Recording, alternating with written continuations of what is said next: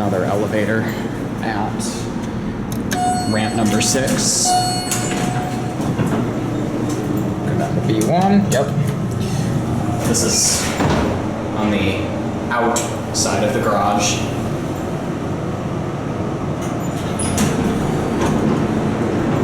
Up to 5. Door closed when you press the button, that's nice. Let's see if this one is also bouncy. Not as bad. Very fast. This is a really fast set of elevators here. A little noisy. And back down to 1. It looks the exact same as the other one. Aside from the location in the garage, they're literally identical. The other one might have had a floor passing chime, I don't know. But we're back at 1, 3,500 pounds.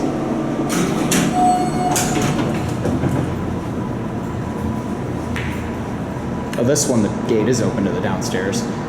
There it goes. And that's it.